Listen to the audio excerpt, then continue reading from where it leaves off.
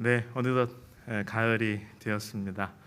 우리 안식일 시작하는 이 첫 시간에 주님께서 여러분에게 희망과 회복과 치유를 풍성하게 함께 하시길 바랍니다. 지금 보여드린 그림 참 좋죠? 특별히 병상에 계신 분들, 또 마음의 아픔 가운데 있는 분들, 주님의 위로를 풍성하게 누리시기를 간절히 바랍니다.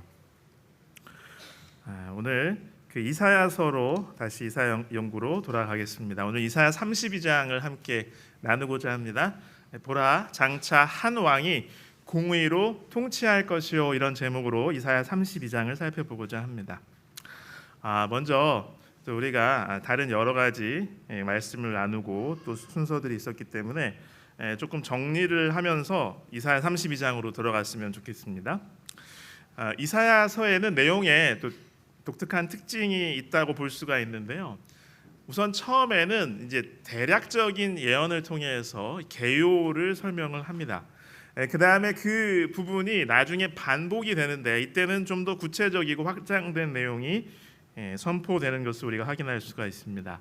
그래서 1장부터 35장까지를 좀 이렇게 정리를 해보면 1장부터 5장까지는 이 전체적인 이사야서의 전체적인 조망을 우리에게 제공한다면 7장부터 12장까지는 특별히 시대적으로는 아하스 왕이 있을 때를 중심으로 이스라엘 민족에게 임할 하나님의 심판과 이어지는 구원을 선포하고 있습니다.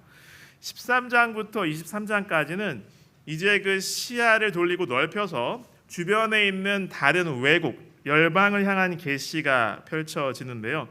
바로 이것을 통해서 심판과 함께 또 하나님의 마음속에는 모든 민족을 구원하시는 그런 계획을 가지고 계시고 그것을 실행함을 우리가 확인할 수가 있었습니다.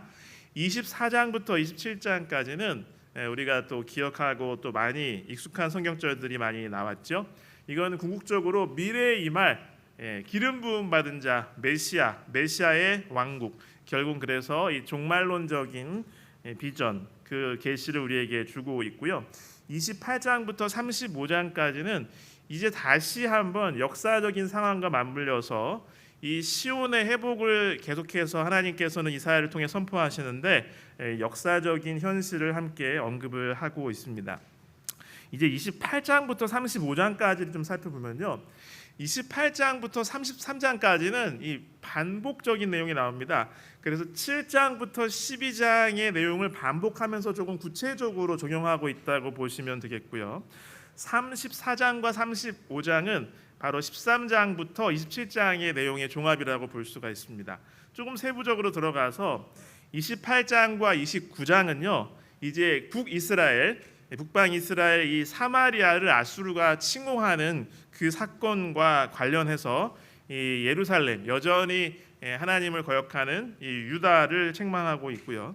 30장과 31장은 이제는 이 유다의 침공, 아수르의 임박한 예루살렘 침공을 이야기하면서 이러한 위기 속에서 하나님께 돌아가기보다는 이 인간적인 수단, 외교적인 어떠한 노력을 통해서 애굽, 이집트를 의지하려는 유다를 질책하는 그러한 내용이 선포되었습니다. 오늘의 주제 성구는요, 이 32장의 앞부분과 또 뒷부분을 한번 정해 보았는데요. 우리 이사야 32장 1절부터 4절까지를 우리 소리를 맞춰서 같이 읽어 보시겠습니다. 보라, 장차 한 왕이 공의로 통치할 것이요, 방백들이 정의로 다스릴 것이며, 또 그 사람은 광풍을 피하는 곳, 폭우를 가리는 곳 같을 것이며, 마른 땅에 냇물 같을 것이며, 곤비한 땅에 큰 바위 그늘 같으리니, 보는 자의 눈이 감기지 아니할 것이요, 듣는 자가 귀를 기울일 것이며, 조급한 자의 마음이 지식을 깨닫고 어눌한 자의 혀가 민첩하여 말을 분명히 할 것이라. 아멘. 이제 15절부터 17절은 제가 읽겠습니다. 역시 오늘의 주제의 절이라고 생각이 되어서 제가 읽어드립니다. 마침내 위에서부터 영을 우리에게 부어주시리니 광야가 아름다운 밭이 되며 아름다운 밭을 숲으로 여기게 되리라. 그때에 정의가 광야에 거하며 공의가 아름다운 밭에 거하리니 공의의 열매는 화평이요 공의의 결과는 영원한 평안과 안전이라. 아멘. 이제 32장의 내용을 보면 읽어보시면 이렇게 세 가지로, 이렇게 세 단락으로 나눠지는 것으로 볼 수 있습니다. 1절부터 8절까지는 이제 실현될 하나님의 회복에 대한 예언입니다. 공의로운 왕의 통치와 어떻게 될 것을 이야기하고 있고요. 9절부터 14절까지는 다시 현재의 모습으로 돌아옵니다. 안일한 여인들이라는 어떠한 추상적인 대상을 통해서 다시 한번 유다 백성들을 경고하고 있습니다.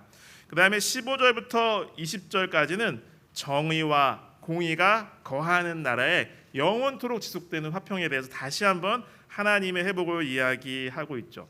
그래서 1절부터 8절까지는 아까 우리가 서두에 같이 읽어봤지만 장차 한 왕이 공의로 통치할 것이다라는 예언이 선포되고요. 그 다음에 9절부터 14절까지는 안일한 여인들은 당황하고 떨게 될 것이다라는 이런 경고가 펼쳐지고, 그 다음에 15절부터 20절까지는 역시 우리가 같이 봤죠. 위에서부터 영을 우리에게 부어주실 때에 정의와 공의가 거하는 영원한 평안이 마침내 오게 될 것이라고 이렇게 예언하고 있습니다. 그래서 이것을 좀 시간순으로 보는 것이 좀 더 우리가 이해하고 이 의미를 생각하는 데 도움이 되지 않을까, 저는 이런 생각이 들었어요. 그래서 현재의 모습은 이사야의 내용이 대부분 다 그렇듯이 참으로 암담하고 또 하나님을 거역하고 계속해서 하나님의 회개하라는 호소를 듣지 않는, 무시하고 이렇게 언약 저주의 실행, 공동체의 파멸을 향해서 달려가는 당신의 백성들의 모습을 우리에게 소개합니다. 하나님을 거역함으로 타락한 이 공동체의 모습으로 정말 점점 더 암울한 그러한 상황에 접어들고 있습니다.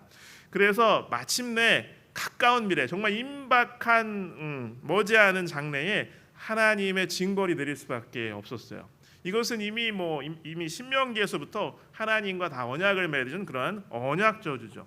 그래서 하나님의 백성에게 반드시 이 재앙이 내릴 텐데 그것은 정말 파멸적인 재앙입니다.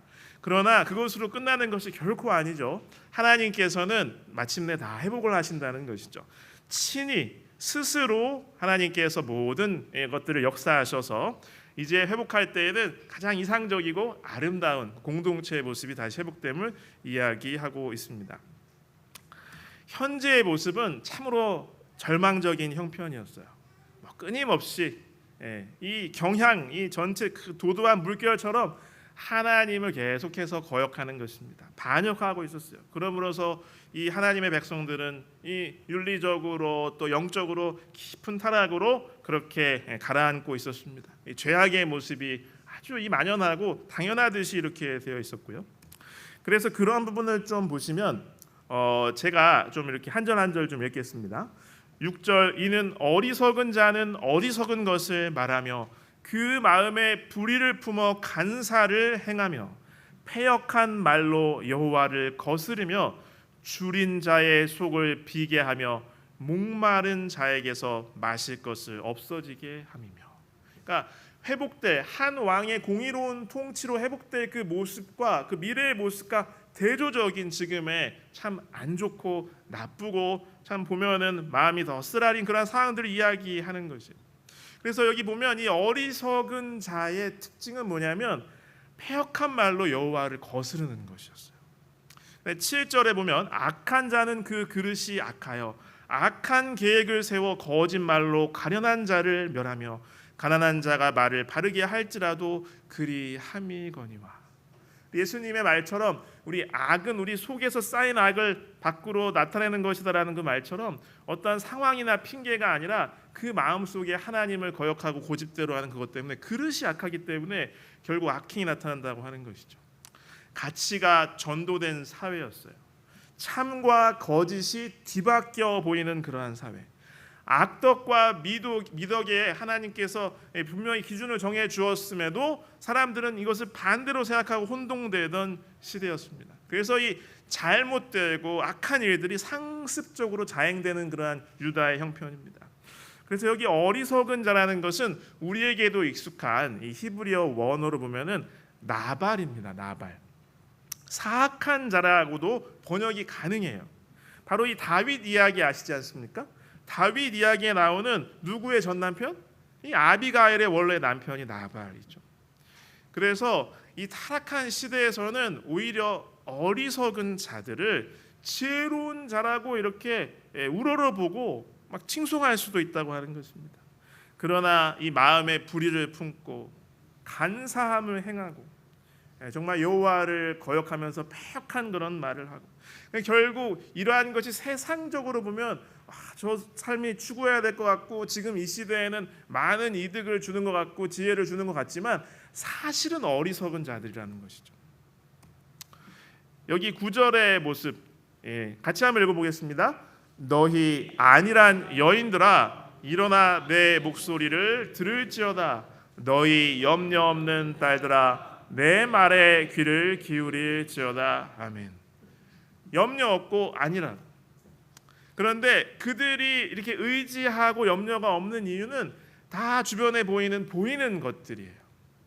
그래서 이것은 직접적으로는 어떤 유다의 여인들에 대한 경고일 수도 있지만 우리가 알고 있습니다. 이것은 이거 읽는 모든 사람을 향한 경고이고, 또 하나님께서 예루살렘을 나의 딸이라고도 이렇게 칭하셨죠. 모든 사람을 향한 경고인 것입니다.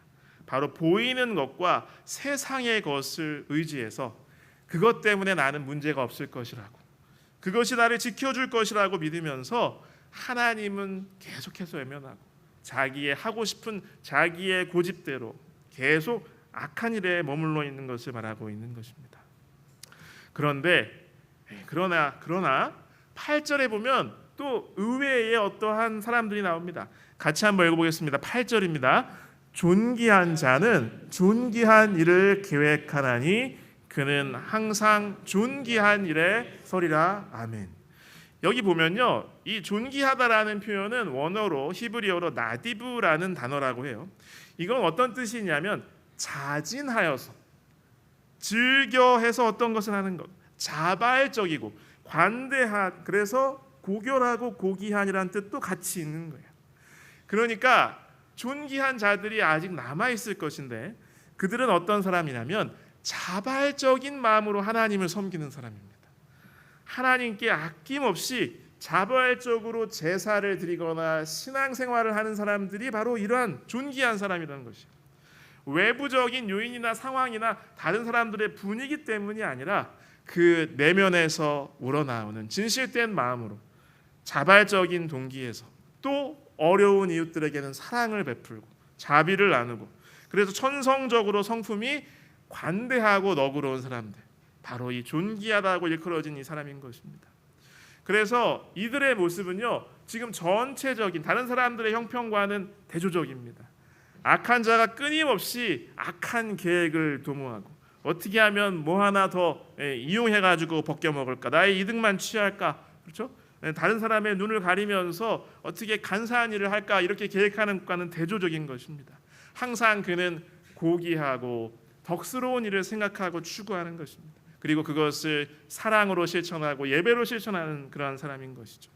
그래서 이러한 존귀한 자의 그 덕행은 시간이 지나더라도 변하지 않고요, 이 세상이 바뀌더라도 지속되는 그런 모습을 볼 수가 있는 것이죠.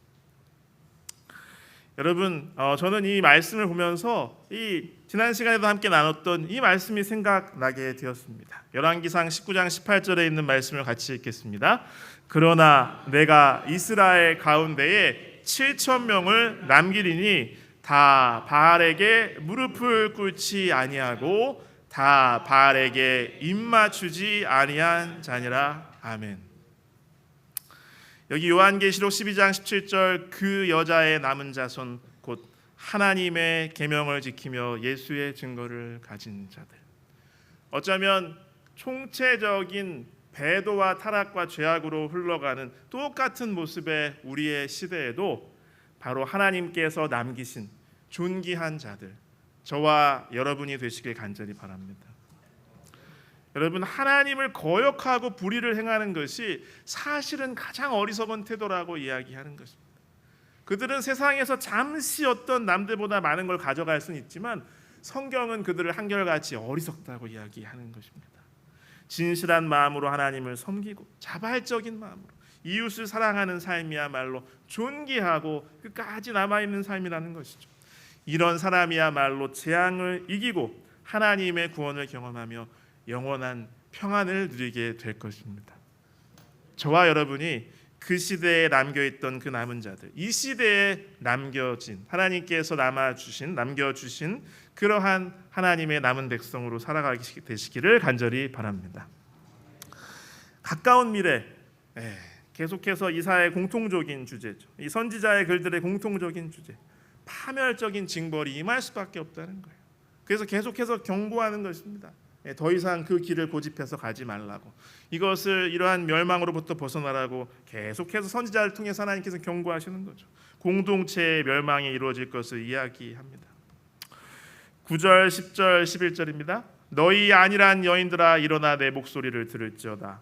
너희 염려 없는 딸들아 내 말에 귀를 기울일지어다. 10절은 같이 읽겠습니다.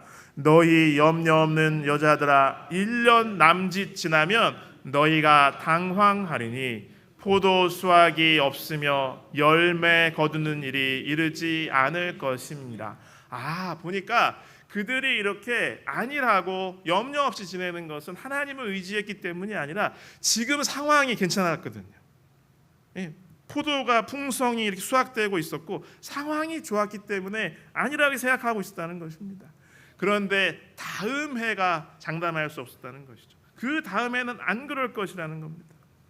11절 너희 안일한 여자들아 떨지어다. 너희 염려 없는 자들아 당황할지어다. 옷을 벗어 몸을 드러내고 배로 허리를 둥일지어다. 이것은 가장 큰 이 어떤 불행을 만났을 때 배를 입고 이렇게 죄를 뒤집어 쓰고 이렇게 슬퍼하는 그러한 것을 나타내는 것입니다. 12절, 13절, 14절 제가 읽겠습니다. 그들은 좋은 밭으로 인하여 열매 많은 포도나무로 인하여 가슴을 치게 될 것이라. 지금은 밭이 좋았어요. 지금은 포도나무 열매가 많았어요. 그러나 1년도 지나지 않아서 그 모든 것들이 다 황폐하게 될 것이다. 오히려 지금 나는 염려 없어, 나는 풍족해, 나는 걱정 없어, 이렇게 생각하게 된 모든 원인들이 그 다음에 1년도 채 되지 않아서 절망하고 낙담하게 되는 그러한 상황으로 바뀌게 될 것이라는 거죠. 13절 내 백성의 땅에 가시와 찔레가 나며 희락의 성읍 기뻐하는 모든 집의 날이니. 14절 대저 궁전이 패한바되며 인구 많던 성읍이 적막하여 오벨과 망대가 영원히 굴혈이 되며 들나귀가 즐기는 곳과 양떼의 초장이 되려니와. 이제 이 오벨이라는 것은 두 가지 의미로 생각할 수 있는데 이것은 언덕 작은 산 요새라는 의미가 있습니다. 그런데 예루살렘에는 이 오벨이라는 지명이 가까운 데 있기도 했다고 하는 것입니다. 그러니까 이 예루살렘과 그 가장 사람들이 많이 오가던 그것도 완전히 짐승들이나 다니는 폐허가 될 것을 이야기하는 것입니다. 좋은 밭, 열매 많은 포도나무, 인구도 많고 번화하고 나의 사업이 잘 이루어지고, 여러분 이러한 모든 보이는 것과 이 세상의 형편은 결코 우리의 삶에 나의 운명의 든든한 보장이 되지 못함을 기억하시길 간절히 바랍니다. 그것이 내 인생과 나를 진정으로 구원할 수가 없는 것입니다. 그러므로 우리는 세상의 많은 다른 사람들처럼 눈에 보이는 이러한 것들, 어떠한 인간적인 전망을 의지하고 안일한 삶을 살아서는 안 되는 것입니다. 이러한 모든 것은 한순간에 사라져 버릴 것이기 때문에 그렇습니다. 여러분 역사는 우리에게 이것을 분명하게 이야기해 주고 있습니다. 특별히 이스라엘 민족의 그 경험들은 이러한 교훈을 우리에게 지금도 아주 큰 목소리로 호소하는 분명하고 확실한 증거가 아니겠습니까? 여기 같은 장 19절에도 보면요, 그 숲은 우박에 상하고 성읍은 파괴되리라 라고 이렇게 이야기하고 있습니다. 그런데 이 32장을 쭉 읽다 보면요, 이 부분이 굉장히 난해절이에요. 왜냐하면 이것은 성령께서 오셨을 때에 회복될 미래의 모습을 설명하는 그 대목에 중간에 이렇게 딱 마치 삽입되어 있는 것처럼 이렇게 들어가 있기 때문에 그렇습니다. 그래서 어떤 이 번역판은 이 말씀을 이 아수르의 멸망을 예언하는 하나님의 심판의 그러한 것이 성취로 번역하기도 합니다. 그렇게 보는 것도 좋습니다. 그렇게 볼 수가 있습니다. 그렇지만 계속해서 앞에서 이야기한 유다와 예루살렘 즉 하나님의 백성들이 당할 징벌로 생각해도 아무런 문제가 없습니다. 바로 현재의 모습, 그것은 죄악의 모습이었고 임박한 미래는 바로 징계와 재앙과 심판이었어요. 그리고 그 다음이 하나님의 회복이 이루어지는 것이죠. 그래서 이런 식으로 이해할 수도 있습니다. 혹은 하나님의 이런 구원, 즉 하나님의 심판이 이루어질 때에 일어날 양면적인 결과로도 우리가 이해할 수가 있습니다. 그래서 계속해서 이사야가 처음부터 이야기하지만 하나님의 하시는 구원과 하나님께서 하시는 심판은 서로 다른 것이 아닙니다. 하나님께서는 한 가지 구원의 역사, 구원하시는 그 일을 하시죠. 그런데 그것을 맞이하는 사람들이 어떠한 태도를 고수하느냐에 따라서 어떤 사람들에게는 그것이 멸망이 되기도 하고 어떤 사람에게는 그것이 구원과 영원한 영광을 얻는 것이 되기도 한다는 것입니다. 그래서 하나님의 심판을 통해서 신실하고 충실한 하나님께 믿음을 지킨 그러한 성도들은 영광을 누리게 될 것이지만 그의 곤경에서 벗어나서 평안과 그리고 큰 복을 누리게 될 것이지만 악과 죄를 행하면서 정말 땅을 망하게 하는 그러한 길을 계속 고집하던 사람들은 멸망하게 되는 것이 하나님의 구원과 심판의 결과인 것입니다. 그래서 여기 하나님을 거역하고 회개하라는 그런 회개하라는 호소를 계속 무시하면서 하나님을 거역하던 그 악인들이 의지하고 있던 모든 것이 다 한순간에 파괴되고 완전하게 이렇게 없어지게 되는, 사라지게 되는 것을 이야기하고 있습니다. 마치 예수님의 비유가 마음속에 떠오르게 되고 이것과 같다는 생각을 하게 되더라고요. 여러분도 아시는 누가복음 12장인데요. 제가 읽어보겠습니다. 신약성경 누가복음 12장 15절부터 21절입니다. 그들에게 이르시되 삼가 모든 탐심을 물리치라. 사람의 생명이 그 소유에 넉넉한 데 있지 아니하니라 하시고 또 비유로 그들에게 말하여 이르시되 한 부자가 그 밭에 소출이 풍성하매 심중에 생각하여 이르되 내가 곡식 쌓아둘 곳이 없으니 어찌할까 하고 또 이르되 내가 이렇게 하리라 내 곡간을 헐고 더 크게 짓고 내 모든 곡식과 물건을 거기 쌓아두리라. 또 내가 내 영혼에게 이르되 영혼아 여러 해 쓸 물건을 많이 쌓아두었으니 평안히 쉬고 먹고 마시고 즐거워하자 하리라 하되 하나님은 이르시되 어리석은 자여 오늘 밤에 내 영혼을 도로 찾으리니 그러면 내 준비한 것이 누구의 것이 되겠느냐 하셨으니 21절 같이 읽겠습니다. 자기를 위하여 재물을 쌓아두고 하나님께 대하여 부요하지 못한 자가 이와 같으니라. 아멘. 우리는 여기 이 오늘의 본문에 말하는 그 대상들, 하나님의 백성을 표상하는 그 안일한 여인들, 그들의 삶을 닮아가지 않기를 간절히 바랍니다. 저와 여러분은 예수 그리스도의 다시 오심을 기다리는 재림 성도들입니다. 바로 베드로의 편지의 이 고백이 저와 여러분 재림 성도의 고백이 되었으면 참 좋겠습니다. 베드로서 3장 10절로 13절에 있는 말씀 같이 읽겠습니다.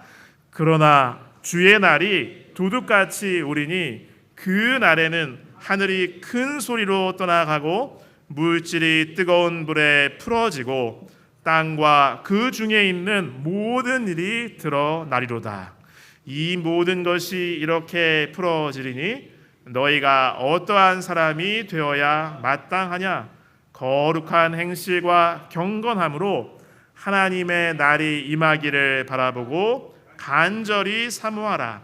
그 날에 하늘이 불에 타서 풀어지고 물질이 뜨거운 불에 녹아지려니와 우리는 그의 약속대로 의가 있는 곳인 새 하늘과 새 땅을 바라보도다. 아멘. 우리의 삶을, 우리의 마음을 든든하게 하는 것이, 뿌듯하게 하는 것이 보이는 것이 아니라 우리 주님이 되시기를, 하나님의 약속이 되기를 간절히 축원합니다. 여기 시편 20편 7절로 8절 우리 남자 성도들과 제가 같이 읽겠습니다. 남자 성도들 같이 읽어주시면 좋겠습니다. 어떤 사람은 병거, 어떤 사람은 말을 의지하나 우리는 여호와 우리 하나님의 이름을 자랑하리로다. 그들은 비틀거리며 엎드러지고 우리는 일어나 바로 서도다. 아멘. 우리의 삶에 이 말씀이 그대로 이루어지기를 소망합니다. 이제 그러나 하나님은 정말 이 나라가 완전히 망하는 것 같은 그런 상황 속에서도 희망을 얘기하시고 남은 무리를 통해서 반드시 스스로 회복하실 것임을 계속해서 이야기하십니다. 약속하십니다. 그래서 미래는 영광스러울 것입니다. 가장 아름다운 모습이 실현될 것입니다. 하나님의 구원이 성취될 때에 바로 공의와 정의와 화평과 평안이 영원토록 실현되는 그 나라가 임할 것을 이야기하고 있습니다. 앞부분에도 같이 읽었던 부분을 제가 읽겠습니다. 1절입니다. 보라, 장차 한 왕이 공의로 통치할 것이요 방백들이 정의로 다스릴 것이며. 공의와 정의, 공평과 정의, 바로 체데크와 미시파트입니다. 여러분 아시다시피 정의, 미시파트 그 말 자체가 심판을 뜻합니다. 심판을 통해서 이루어지는 정의이기도 합니다. 그래서 여기 한 왕은요, 이 직접적으로는 또 작은 성취로는 바로 히스기야 왕을 의미한다고도 볼 수가 있어요. 그래서 히스기야 왕이 이렇게 통치를 하면서 종교 개혁과 사회 개혁 운동으로 부분적으로 성취가 되었지만, 그러나 이 말씀이 온전하게 성취되지는 못했습니다. 그래서 히스기야 시대에 온전하게 성취되었지 못했던 것들이 궁극적으로 완전하게 바로 참된 왕이신 그리스도를 통해서 성취될 것을 이야기하고 있습니다. 2절 제가 읽겠습니다. 또 그 사람은 광풍을 피하는 곳, 폭우를 가리는 곳 같을 것이며 마른 땅의 냇물 같을 것이며 곤비한 땅의 큰 바위 그늘 같으리니. 이 광풍, 폭우, 마른 땅, 정말 지치고 쓰러지게 만드는 곤비한 땅은 바로 그 지역 팔레스타인 땅의 여행객들을 위협하는 바로 대표적인 자연의 어려움과 재해들인 것입니다. 그래서 이 본문은 바로 이 뒤편에 나온 우리가 이미 살펴봤죠. 그런 것과 같이 이 공동체의 전체적인 경향, 특별히 그 책임은 지도자들에게 많이 있는 것이에요. 그래서 지도자들이 악행을 하고 정말 인간적인 욕심만 추구하고 하다 보니까 오히려 힘없는 사람들은 더 괴롭힘을 받는 것입니다. 그래서 유다 백성에게 광풍과 폭우와 마른 땅과 곤비한 땅이 되었다는 것이죠. 그들이 백성들을 잘 돌보고 하나님께 이끌어야 될 것인데 오히려 백성들을 착취하고 망가뜨리고 싶다는 것이죠. 그런데 그 모든 어려움이 한 왕, 공의로 통치하시는 그분, 참 왕이신 그리스도께서 왕이 되실 때 근본적으로 해결이 된다고 하는 것입니다. 여러분, 혹시나 저와 여러분의 삶을 지금 괴롭히는 광풍이 있습니까? 혹은 폭우 가운데 우산도 없이 홀로 서서 떨고 있는 것 같은 그러한 상황 속에 내가 있다고 느끼시는지 모르겠습니다.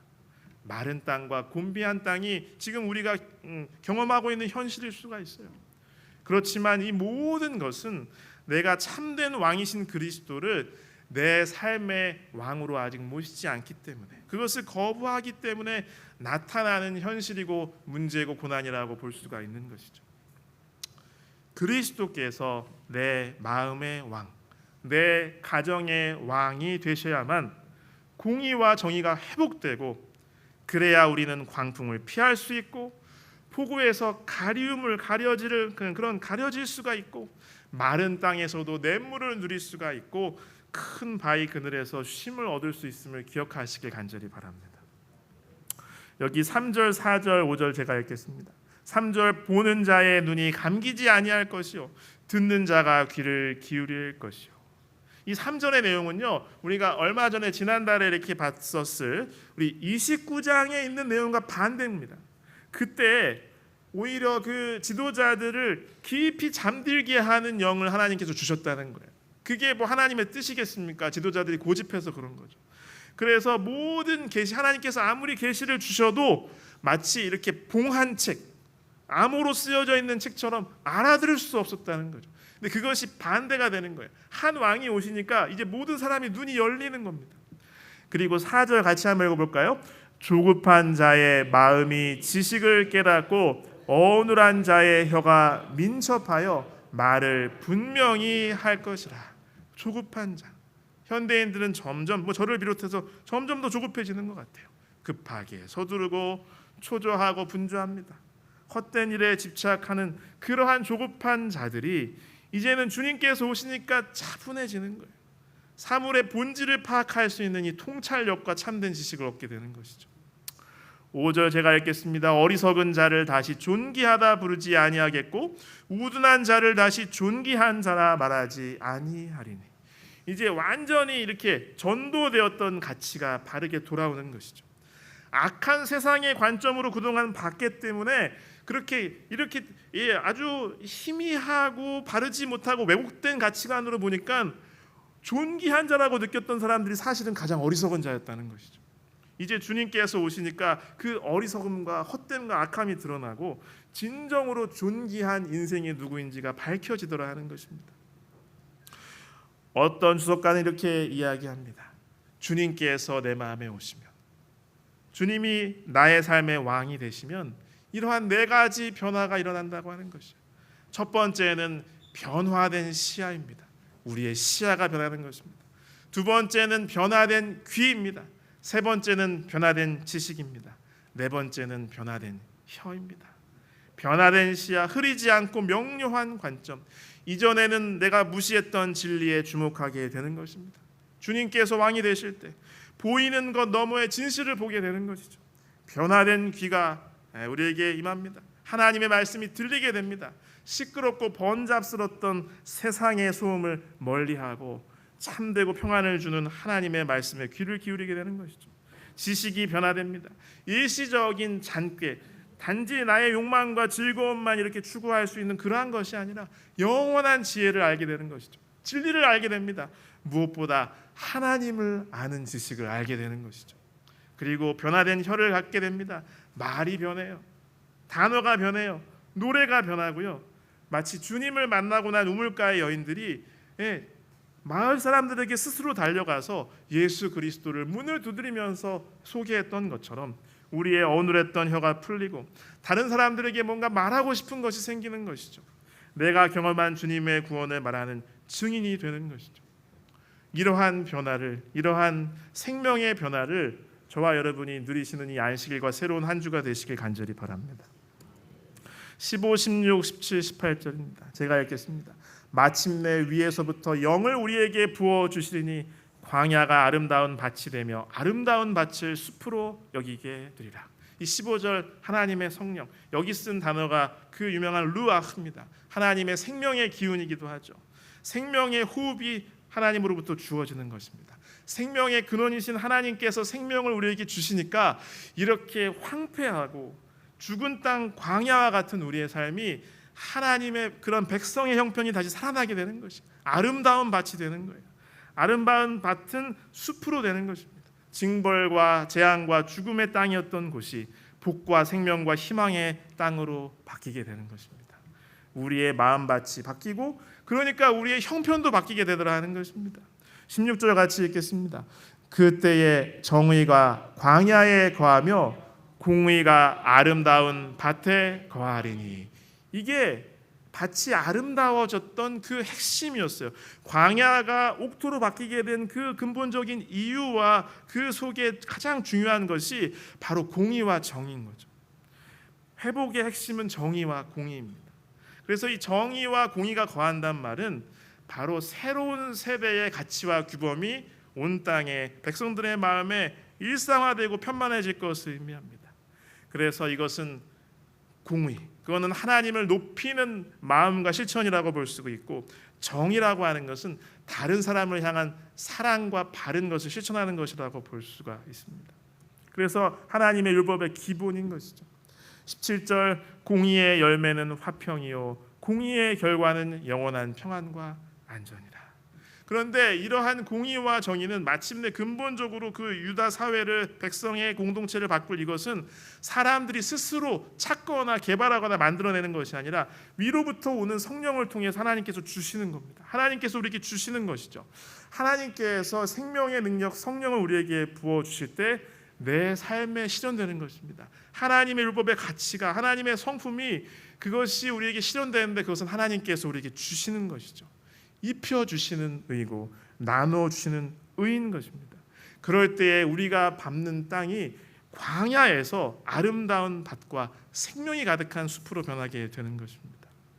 여기 이 16절, 이 17절 말씀, 17절의 말씀 같이 다시 한번 읽겠습니다. 17절 공의의 열매는 화평이요 공의의 결과는 영원한 평안과 안전이라. 그러니까 바로 하나님의 율법의 기초인 또 하나님의 성품인 공의와 정의가 이루어지는 것은 바로 영원한 화평과 안정과 그리고 우리의 평안이라고 하는 것이죠. 바로 이것이 우리의 마음에 이루어짐을 사도 바울은 이야기하고 있어요. 로마서 5장 1절에 있는 말씀입니다. 로마서 5장 1절, 두 번째의 모양의 우리 화면에 보이는 그 말씀입니다. 로마서 5장 1절 같이 읽겠습니다. 그러므로 우리가 믿음으로 의롭다 하심을 받았으니 우리 주 예수 그리스도로 말미암아 하나님과 화평을 누리자. 주님께서 오셔서 공의와 정의가 실현될 때에 화평이 오고 그 안에 평안과 안전이 있는 것입니다. 여기 18절 내 백성이 화평한 집과 안전한 거처와 조용히 쉬는 곳에 있으려니와. 이제 평안한 그 삶으로 안전한 처소로 초청하시는 것이죠. 이것이 바로 하나님의 나라인 것입니다. 바로 주님께서 우리를 그러한 곳으로 초청하시는 것이죠. 수고하고 무거운 짐진 자들아 다 내게로 오라 내가 너희를 쉬게 하리라. 주님의 초청에 우리가 다 응답하게 되시길 간절히 바랍니다. 저는 이 말씀에서 시편 23편을 떠올리게 되었습니다. 시편 23편을 제가 읽겠습니다. 여호와는 나의 목자시니 내게 부족함이 없으리로다. 그가 나를 푸른 풀밭에 누이시며 쉴 만한 물가로 인도하시는도다. 내 영혼을 소생시키시고 자기 이름을 위하여 의의 길로 인도하시는도다. 내가 사망의 음침한 골짜기로 다닐지라도 해를 두려워하지 않을 것은 주께서 나와 함께 하심이라. 주의 지팡이와 막대기가 나를 안위하시나이다. 주께서 내 원수의 목전에서 내게 상을 차려주시고 기름을 내 머리에 부으셨으니 내 잔이 넘치나이다. 내 평생의 선하심과 인자하심이 반드시 나를 따르리니 내가 여호와의 집에 영원히 살리로다. 공의와 정의가 실현되고 참되고 영원한 평안이 있는 주님의 집에 영원히 살게 되시길 간절히 바랍니다. 여기 20절 이렇게 오늘의 본문은 마칩니다. 모든 물가에 씨를 뿌리고 소와 나귀를 그리로 모는 너희는 복이 있느니라. 이제 평온한 가운데 풍요를 누리면서 그렇게 그런 아름다운 그런 모습, 회복된 모습을 이야기하고 있습니다. 바로 자연스럽게 시편 1편에 있는 이 말씀이 저는 마음에 떠올랐어요. 그는 시냇가에 심은 나무가 철을 따라 열매를 맺으며 그 잎사귀가 마르지 아니함 같으니 그가 하는 모든 일이 형통하리로다. 또 다른 측면으로 보면요, 지금 현재는 절망적인 상황이었지만 그 속에서도 존귀한 사람, 자발적인 신앙과 사랑을 실천하는 사람으로서 희망과 구원을 마음에 품고 그 씨를 뿌리는 그런 사람들의 모습을 생각하게 되었습니다. 시편 126편 5절과 6절입니다. 눈물을 흘리며 씨를 뿌리는 자는 기쁨으로 거두리로다. 울며 씨를 뿌리러 나가는 자는 반드시 기쁨으로 그 곡식단을 가지고 돌아오리로다. 우리가 주님의 구원을 기억하고 마음에 품고 이렇게 씨를 뿌리는 사람이 되기를 간절히 바랍니다. 이제 말씀을 마치면서요, 바로 시편 이사야 32장 17절에 있는 말씀, 그리고 로마서 5장 1절에 있는 말씀, 하나님의 나라가 내 마음에 이루어지기를 소망하면서 두 성경절을 같이 읽겠습니다. 공의의 열매는 화평이요 공의의 결과는 영원한 평안과 안전이라. 그러므로 우리가 믿음으로 의롭다 하심을 받았으니 우리 주 예수 그리스도로 말미암아 하나님과 화평을 누리자. 아멘. 하나님의 나라가 우리의 가정과 우리의 마음에 이루어지기를 간절히 바랍니다. 우리 함께 일어나셔서 찬양하겠습니다.